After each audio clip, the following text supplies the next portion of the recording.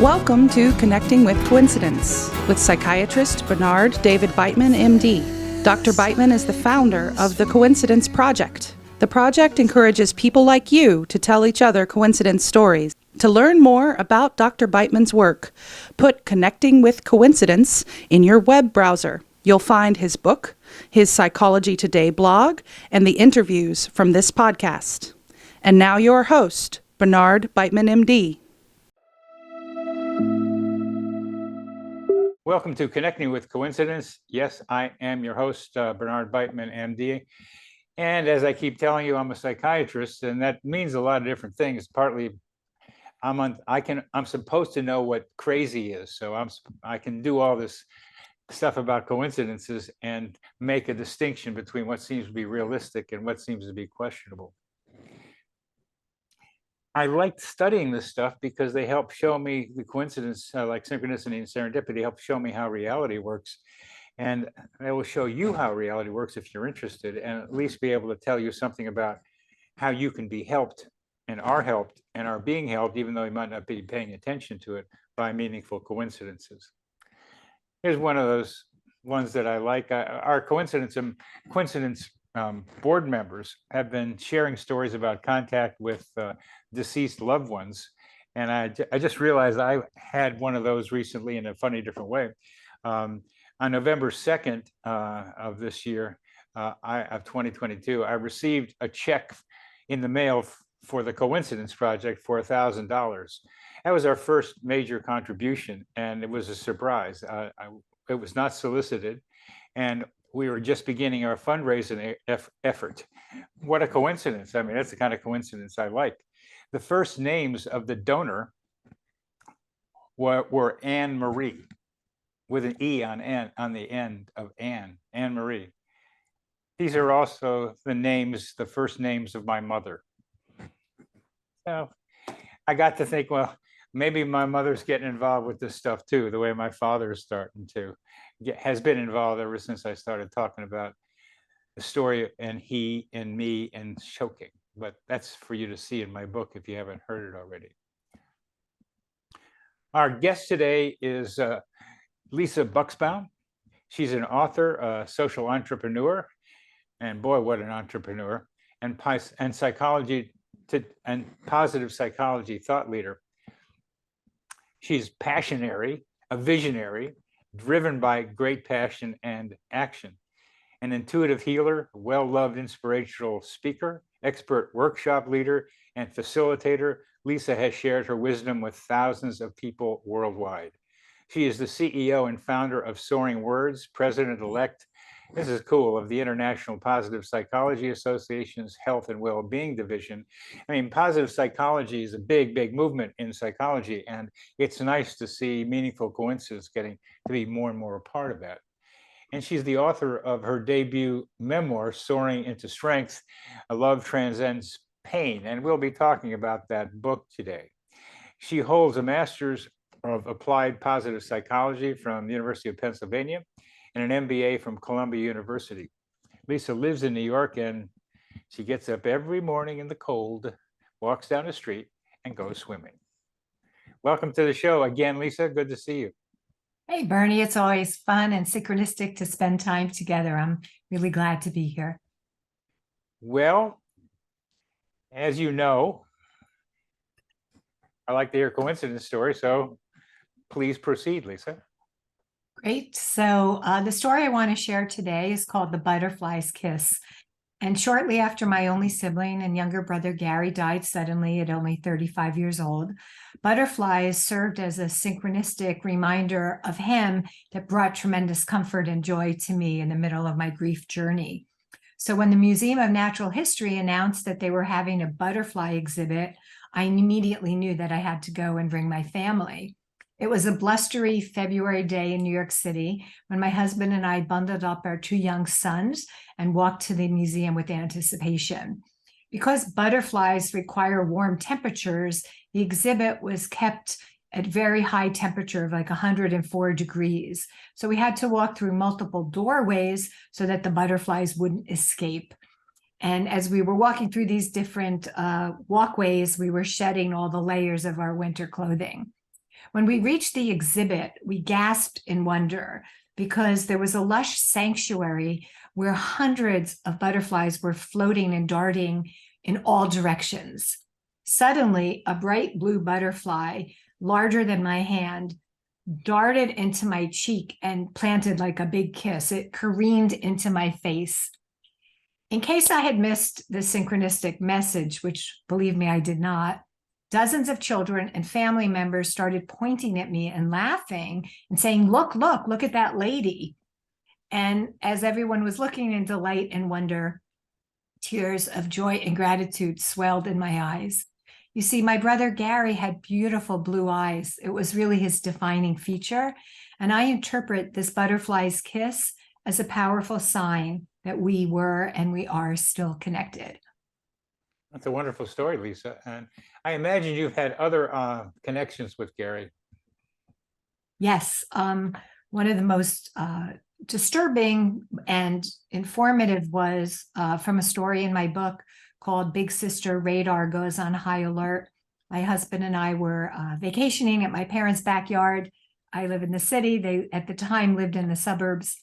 We were there with our 2-year-old son, and we were sitting in the backyard, and suddenly I jumped up from the lawn chair and had this message that said, "Go to him now." And I didn't know what that was about, but I knew my brother was in trouble. And then the next morning, when I called his office, his secretary read what was a suicide note to me. And that led me to call the Broward County Police Sheriff's Office, where they discovered my brother. And it was a failed suicide attempt that fortunately he lived for many years after that. But that just shows that when you're open to being open, and when you're a high frequency coincidenter and open to the invisible realities that are so powerful, it really helps as an internal GPS that can guide you and instruct you to live more purposely and with greater awareness of everything. Well, that certainly is the idea of the Coincidence Projects, to help people live with more purpose using meaningful coincidences. Yes. One of the purposes that you've done is go ahead and write a book. Yes. How did coincidences play a part in your coming to write your book? Well, I knew that I was always, when I give inspirational keynote talks or when I've done programs with 500,000 people in companies and hospitals, I have a voice and a mouth, and I love to tell stories. And I'm very vested in the healing power of positive narrative, the work of Dr. Jamie Pennebaker. And so I knew that writing this book would be a way to share my stories, my family's stories of the trifecta of trauma that happened in my family in a 10-month period, with a general population, specifically people who are grappling with setbacks, trauma, or serious illness for themselves or a loved one.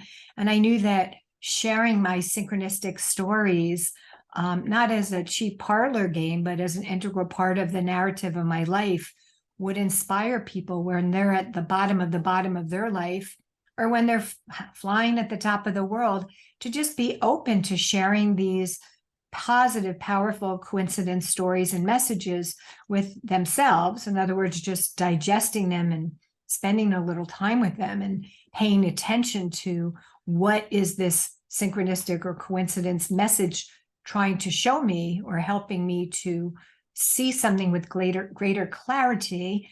And in sharing my stories that are poignant and zany and funny, it's an invitation for people to think about the times in their lives where they experience profound or very simple coincidences and what that means to them, so that they could start to live their life with greater clarity, fun, purpose, and awareness. That's a wonderful intent, because that's what the Coincidence Project is trying to help people do, that you described. Soaring into Strength, Love Transcends Pain is Lisa's book. You mentioned a trifecta of tragedy. Could you tell us about that trifecta and the coincidences that were involved there? Sure. So since I was a child, I wanted to help, whether it was rescuing a blind duck at the park or defending my younger brother against bullies, because he had serious childhood asthma. And He was beaten up a lot, and his nickname was Asthma Spaz. So I always found myself in the role of a helper during a time of a crisis. And then as an adult, a phone call at 4 o'clock in the morning launched this trifecta of trauma that changed my life forever. There were 3 experiences with death and illness that happened in my family in a 10-month period. The first one was Gary's death, and 2 hours after getting that phone call, I found myself on the steps of my parents' house where I had to tell them the terrible news that their son had died. And then 5 weeks after that, my father had his second bout of non-Hodgkin's lymphoma, the worst kind and the worst stage. And the doctor said that Daddy wasn't going to live. But when we looked into his eyes, my mother and I knew that he wanted to fight and he wanted to live. And we became Team Charlie. We created all this love and positive energy on the oncology floor in the hospital. And every single patient, the doctors and nurses, came to Dad's room every single day because they wanted to see what the riddle of the day and the message of the day was, so that they could laugh or smile just for a few moments in the middle of the serious medical challenges that they and their family were involved in. And then 10 months after my brother died, I was in the middle of Las Vegas launching the largest telecommunications company in the world at the largest trade show in the world, when my phone rang, and it was Jacob, my husband, saying, "I need to talk to you right away." So I was like, "Honey, I love you. I'll call you tonight. The Broadway actors are about to go onto our stage and the show is opening." And he said, "Lisa, don't hang up. Jonathan, that is our oldest son, is catastrophically ill, and you need to come home immediately." So I knew that no parent would joke about the health of his or her child. And 12 hours later, I was speeding through the night, flying back to my son. For the next 4 months, I was a 24/7 caregiver, because when your child is ill, your child needs constant care, emotional and physical support. He was having seizures and twitching and drooling, so I had to even sleep in his bed to massage his tired limbs and comfort him and help him go back to sleep. So suffice it to say, I was pretty exhausted, as we all were, and it was my sacred obligation to be positive and to be there for him. So from 5 to 6 in the morning, the neurologist had said, "Get out of Manhattan." So we rented a tiny cottage about 12 miles away from here, and we lived there for 4 months. So I would walk along the beach, crying, singing, praying. That was my only time to let it out and just be alone with my thoughts. And the name and feeling, Soaring Words, came to me from above. And I had this knowingness. I got chills. I stopped in my tracks. And I knew that everything I had done in my life was to prepare me for the reason that I was born, which is to help millions of people, children, families, adults, the healthcare professionals that take care of them, to take an active role in their self-healing in order to experience greater agency and resilience, greater self-awareness, and greater joy, no matter what was happening in their life. So to me, that was the defining moment in my life. And I feel that being open to coincidence and intuition and a connection to the divine reality, which some people could just call universal reality or energy. I don't get too caught up in the language of it, but there is something that is much larger than each one of us. And that when I tap into that flow, that's where the magic happens. So that's the reason, that was the fulcrum, the inflection point in my life. I closed up my successful award-winning marketing communications firm. I started working on the business plan for Soaring Words. I incorporated it as a not-for-profit, and that was back in 2000. And since then, 22 years later, we've helped 500,000 people, teaching them how to get in touch with their inner knowingness so that they could take active roles in their self-healing. And since the global pandemic, I don't know anyone who isn't up for getting a little more fortification, a little more nourishment, a little more resilience. So it's a very exciting time to be doing this kind of work. Reminds me of that adage, may you live in exciting times. So in addition to all the upheaval and turbulence and loss of life and isolation, that people have experienced during the pandemic, there's also been many blessings, which have also profoundly changed the way that we communicate with other people, being able to connect with them on Zoom, being able to have heightened appreciation for your neighbors and those people and things in your life that you perhaps prior to COVID took for granted.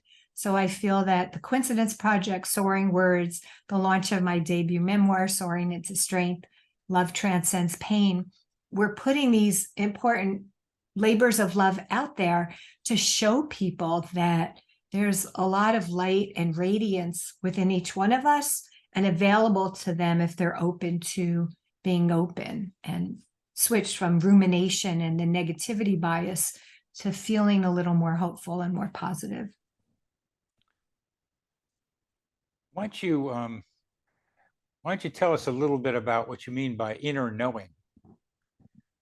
So I say in the opening of my book that regardless of what's happening in your life, if you can just quiet yourself a little, whether that's taking a warm bath or going for a walk in nature or just sitting still and not doing anything, turning off all the electronics, what a concept.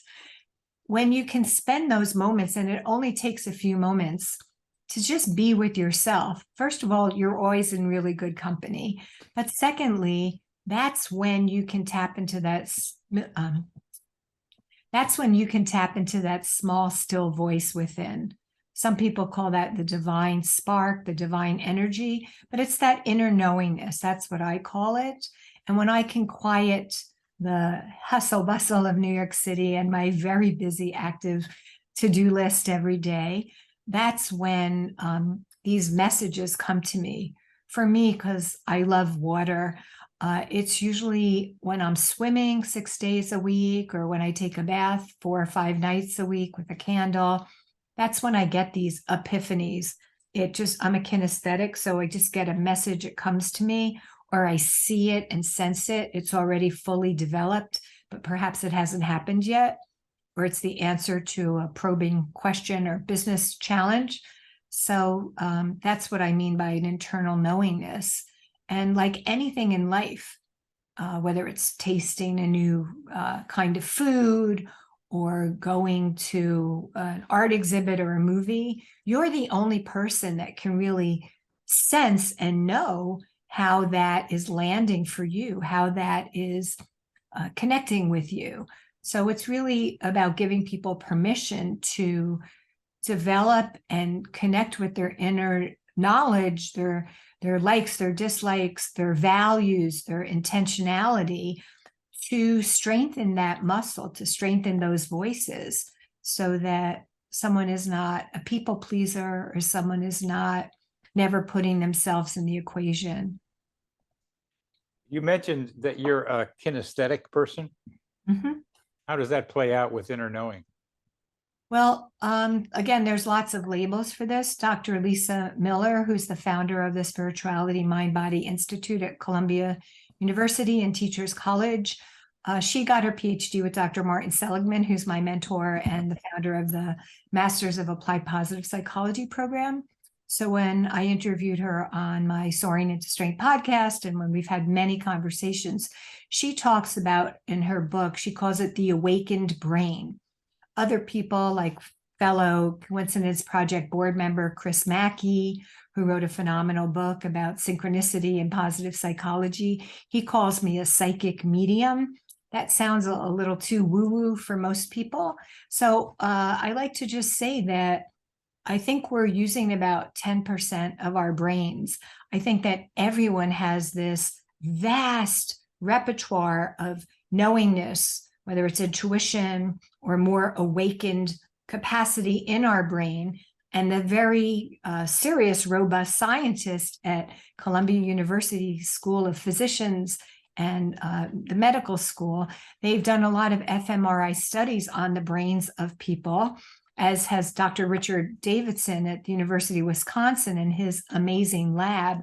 They've done studies on the brains of monks, and they show that when people, regular people and highly spiritual people, are devoted to increasing this capacity, it actually changes the chemistry and the neurocircuitry of their brains. Neuroplasticity, which is a fancy 25-syllable word for what I'm talking about, is in fact one of the greatest scientific discoveries of recent time. And we used to think that you can't teach an old dog new tricks, that as we got older, we would reduce our capacity to change and evolve. But neuroplasticity shows us that our brains, in fact, are very plastic, they're very nimble. And by being open to being open and learning about this, reading your fantastic book, learning about synchronicity, joining us at the Coincidence Project gatherings each month, that there's opportunities. Once you experience something, then you get more comfortable with it. It becomes less of a jaw-dropping moment. And then for me, I expect coincidences to happen all the time. I expect miraculous, synchronistic things to happen all the time, and they do. So I was just thinking about the National Institute of Health on Sunday, and then Sunday in the middle of the night, Monday morning, when I turned on my computer, there was an invitation to fill out a grant application to send a letter of intent for an NIH grant. So that's what I mean. It's the part of intentionality, being open to being open. And then when these coincidences or synchronicities happen, to pay attention to them. Don't just discount them, because that in some way feels disrespectful. So that's what I mean by that. Well, that's great to hear about NIH asking you to submit something to them, a grant application possibility. That means you're getting out there if those guys heard about it. If those guys have heard about you. Planting a lot of seeds. What I'm curious about for our viewers and our listeners is not so much about how things happen and what they can do, but how you, as an example, are able to tune into yourself to get information, that inner knowing that you talked about. Earlier, you described yourself as being kinesthetic. Some people are more visual, some people more auditory, and I think those are good definitions. So there's different ways in which information of the inner knowing gets to people. Some of it is called from your gut, some of it is an actual voice, or seems like an actual voice. Some of it's kind of an intuition. An impulse, a feeling of wanting to do something. So how do you register the potential information that is coming from inside of you? Choice E, all of the above. Sometimes I have visitations where deceased loved ones of mine or people that I don't know, but I know they're living relatives, come to me with very specific messages. You could call them dreams, I call them visitations. And they know that I'm going to share those with other people. So that's one way. And other is the kinesthetic, where just an idea will come to me, whether that's a phrase or a person in the exact time. Another thing is sometimes, getting that phone call from someone that I was just thinking about that I hadn't spoken to or thought about in 5 or 10 years. So all of the above. And I get back to being open to being open and knowing and recognizing that this is just a talent or aptitude or a gift that I have cultivated and that I respect and that I rely on. Just like when I go to the gym, the first day I went there, I didn't expect to do 30 minutes on the elliptical at, number 7. I built up and built up and built up, but now I can do that and so on. So for me, I don't look at it as that I'm better than anyone or more special than anyone. My mom thinks that, but I think that I like to think of it that it's working in collaboration, deep spiritual collaboration with God or with the universal flow or with other beings that are coming to me to help me help other people. I have a private healing imagery practice called Flow Motion, and I've had the privilege and honor of helping about 120 people who had incurable terminal diagnoses. And many of them, about 3/4 of them, have gone into complete remission.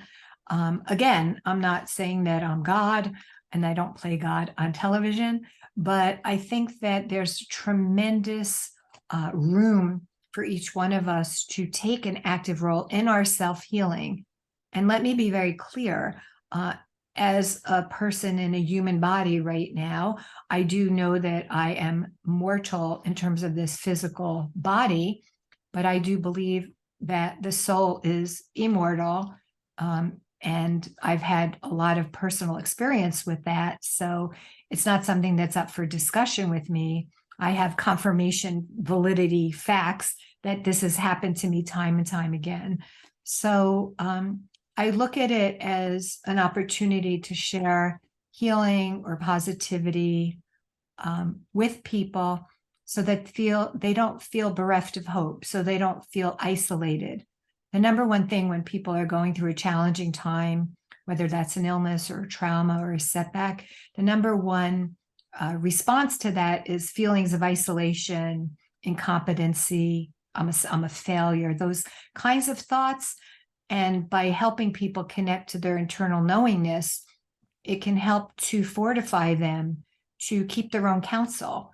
It can fortify them to have this internal guidance system so that they can move forward and thrive or even flourish, even if times are difficult. When you work with people who are potentially terminally ill or with chronic illnesses that are really getting difficult for them, what do you help activate in them? And perhaps you could tell us a story without telling any specifics about the person. But when you met with these 120 people and helped many of them go into remission, what were you specifically trying to do? What principles were you applying that allowed you to be able to help that to happen? So many people refer to this as channeling. And again, that gets back to the fact that it's not just me, Lisa, it's me in concert with God or other healing forces. So one of my research directors, she is in Latin America. I love her. We're very close. We've presented at several conferences. In fact, we met at a scientific conference where she came up to me and said, I want to be part of your work. And then the next year she did a study with hundreds of people in Latin America at the largest pediatric hospital in the continent. So one day we were talking because we collaborate frequently. So we were on Zoom and I noticed her lower lip was quivering. And I said, Pamela, what's wrong? Because, it's a human connection and it didn't make sense to keep going through the data. So she completely burst into tears and said, my mother, she's got this terrible diagnosis and she's going to die. So I blurted out, as I always do, would your mother be open to doing some healing imagery? She said, yes, absolutely. So I said, call your mother and find out when she can meet with me and we'll do it on Zoom. So it was especially interesting and beautiful because Pamela, so the next day, Pamela and her mother were sitting next to each other in Zoom. And I remember it vividly because Pamela is a large, beautiful woman and her mother's quite diminutive. And she was sitting there, she was wearing this sweater, which had little polka dots, like ball pom-poms on it, which was very cute. So I would say hello and explain who I am and what I'm going to be doing. And then Pamela would translate in Spanish very quickly to her mother. Her mother would answer in Spanish, and then Pamela would tell me what she said. I speak Spanish, but I wanted to really make sure that it was 100% accurate because, it's all about being of service. As you know, as a physician, you want to be of service to the people that you're trying to help. The long story short was, a lot of people, when they think about cancer, they think about going in there and blasting those cells, but the cancer is part of your body. So it's kind of important to be a little tender or caring so that while you're blasting the cells, you don't end up killing the patient.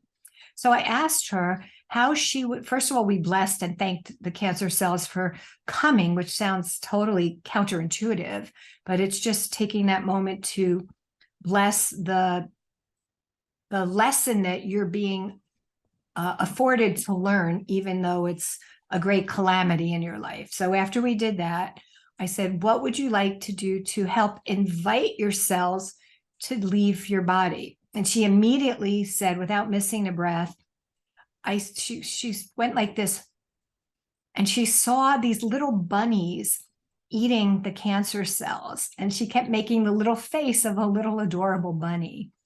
And we were laughing, and Pamela was laughing, and her mother was laughing. And we recorded the session. So every morning and night for the next 4 months, they did this imagery together. Well, when she went back for her next doctor's appointment, and then the one after and the one after, they were totally perplexed. And they said, what did you do? What are you doing? Are you going to a different doctor? What are you doing? And she just said that she was doing the imagery. And that's just a small example of one person who was able to really have the agency and the courage and the belief that she was doing everything in her power, working in concert with her doctors, working in conjunction with her loving, supportive family and neighbors to cure herself. So I have lots of stories of people that I had the honor and privilege of guiding through these times in their lives, some of whom, did die of very tragic illnesses, but they all felt that it gave them an opportunity to come closer with themselves, with their loved ones, with their families. And they felt that they had healed a lot of things that perhaps they were also carrying around. The daughter that you spoke with, whose mother you helped, you noticed that daughter was having some lip movements too, much Yeah. like the rabbit that Mhm. you came across. Yeah. How do you understand that one? Well, it's just the Buddhists say that it's an illusion that we're separate from each other, that we're actually all connected. And I guess also a more scientific explanation would be mirror neurons. While we were all, our eyes are closed during the imagery, we all were envisioning those, well, first of all, they do the imagery without speaking. And most of the time when they're having their imagery trip, as it were, without using psychedelics, I usually can see the same colors, the same images that they're seeing, because I'm tapping into their experience. So that's what happened, that while she was doing it, I was feeling that levity and joy. I was laughing. But then when she shared it, Pamela and I both, and then we worked on it a little longer, so it really go into her body in a deeper way. So I think it was like a mirror neuron kind of thing. We were all experiencing those bunnies to sort of help facilitate the healing process. And recently, this woman, Pamela, got married, and I flew to Lima, Peru to be at their wedding, and her mother's in perfect, radiant health, never been better. So that was really nice to be able to hug her in person. Yeah, to be able to hug her in person. Now, from what I understood of your story, is that you saw Pamela making those lip movements before you met her with her mother. I think it was during the session, but You asked Pamela what's wrong, and oh, yes. Yeah, her lip was trembling, like when you're trying to not cry, but you can't help it. You're right. That's a great connection. That's a great thread. It's almost like it was a hint. It was a hint. Yeah, it sounded like a hint of what of what you were about to be able to do. Very astute, Bernie. Very astute. Well, thanks.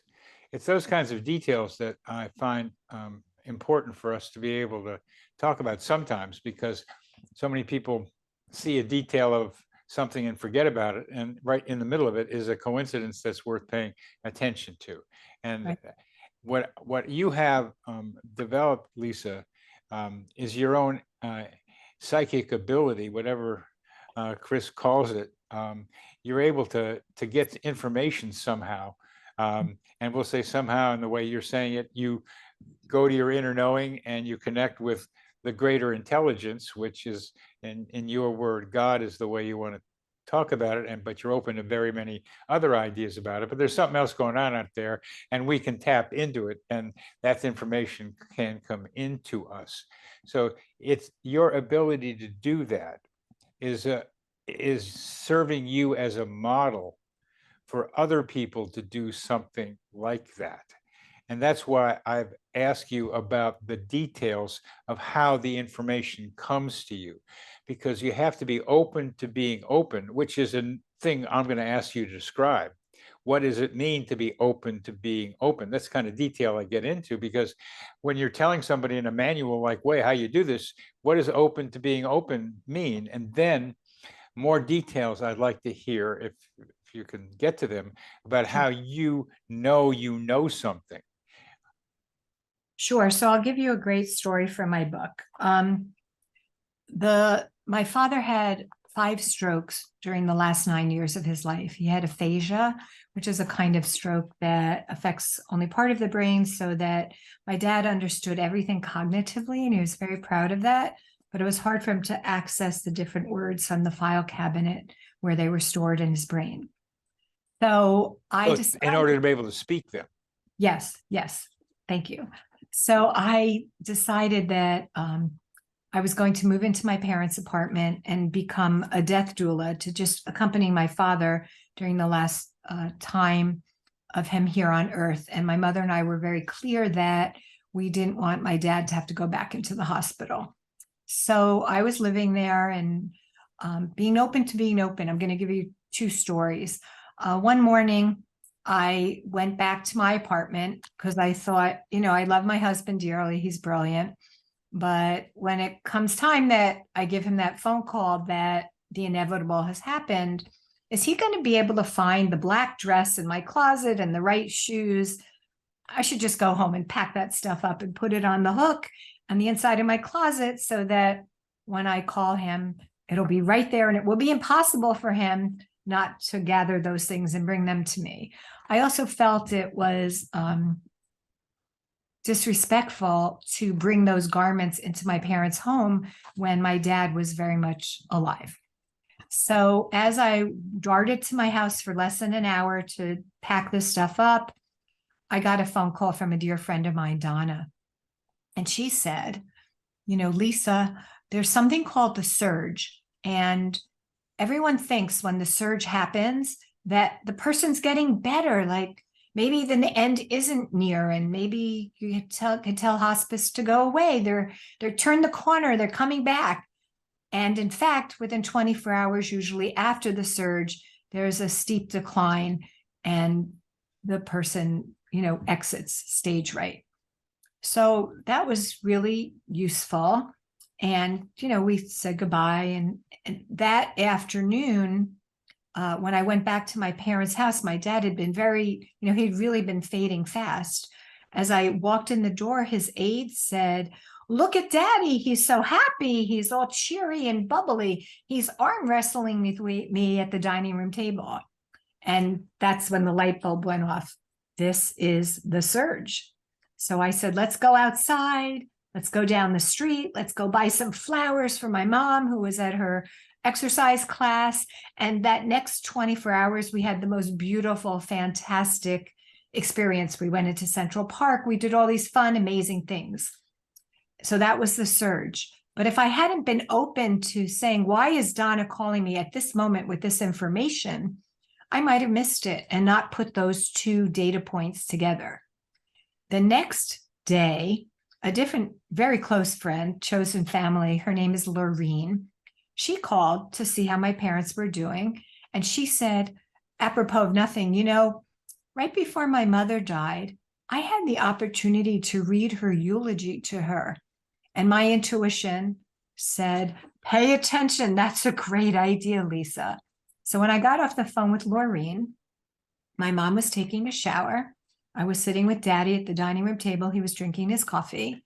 And all of a sudden he said, golden door, golden door.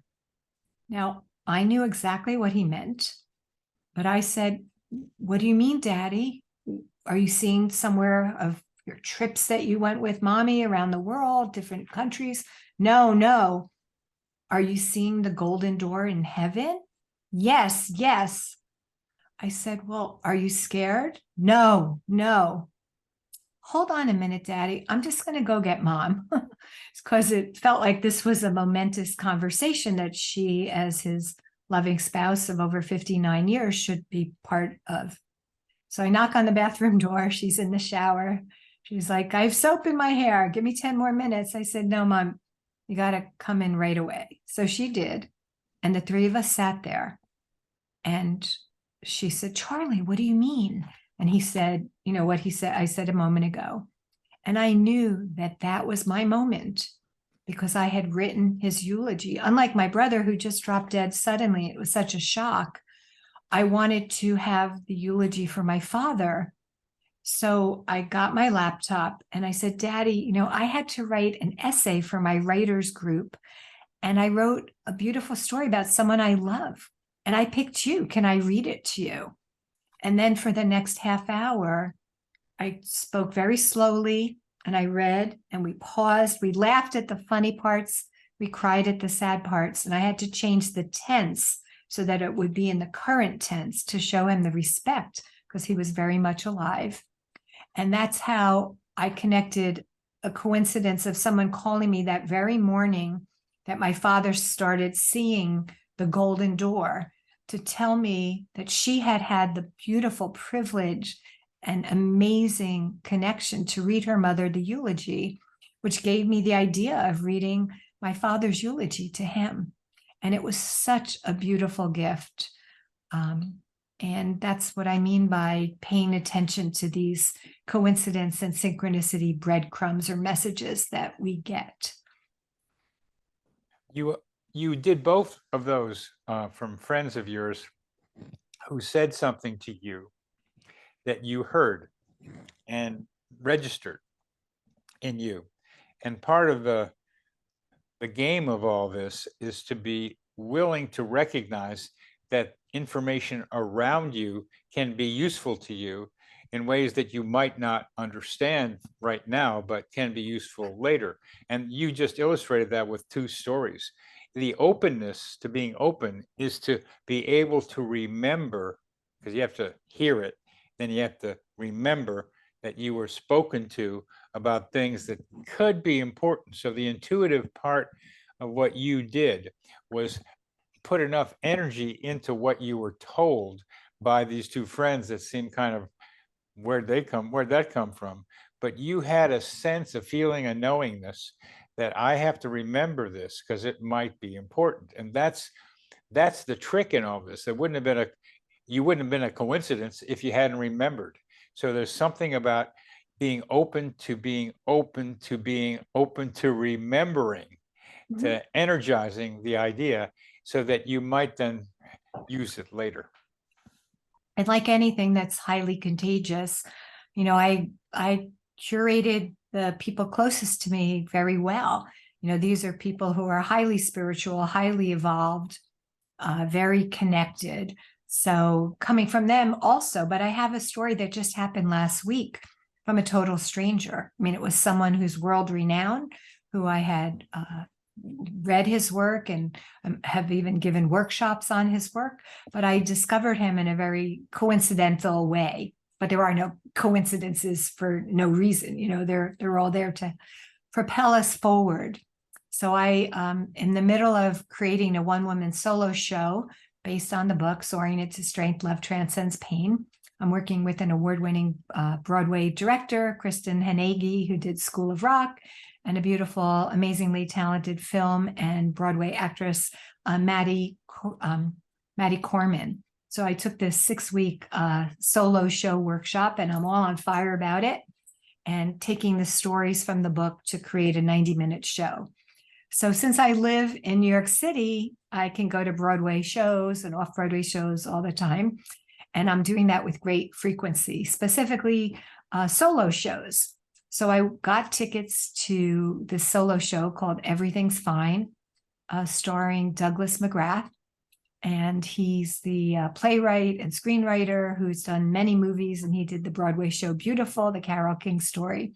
So I'm in the theater. It's Saturday night. Jacob and I are sitting there, and there's a couple 1 seat away from us. So of course, I open my mouth and say, "Hi, what made the two of you choose this show?" Because it had just opened, it was opening week. And she said, "Well, we're in New York for a 2-day theater weekend, and we're seeing this show, and then we're seeing Leopoldstadt tomorrow night." So I said, "Oh, that's cool. We're going to see that show next week." And then she said, she said, "What made you come to see this show?" I said, "Well, I just wrote my first book." And I told her what it was called. And she said, "Oh, I'm an author too. On Sunday morning, I'm giving a reading. I won this contest." So we flew in from Austin, Texas, for me to do the reading and to see these shows. So I said, "Oh, great. What's your name?" "Ruth Pennebaker." And I said, "I'll look you up. I'll buy your books," because there's no coincidences. I felt I'm supposed to read this woman's work. And then I said, "Pennebaker, Austin, Texas. Tell me, do you happen to be related to Jamie Pennebaker?" And he leans forward and says, "That's me." And she points to him. So I met someone who I have a Soaring into Positive Narrative workshop. He's a giant in the field of positive psychology. And I met him by opening up a conversation with his wife. But, I chose those seats, they chose their seats, and we were brought together in this synchronistic, coincidental way, which was really wonderful. That's a great story too. And the principle that you illustrated there, is that you got to ask. You can be sitting next to somebody that has something that's good for you and good for them. And if you don't ask, you're not going to find out about it. And Right. that's a basic idea, that it can be set up so nicely. And it probably happens a lot to people, but they don't ask. You have the belief, this openness to be open, that there could be something there. It might not be, but at least I think of it as like mining for gold. There's the nuggets among the gravels in there, and you can find some stuff that might be useful for you. And that's what you just did. Well, Lisa, we're having to come to the end of our time together.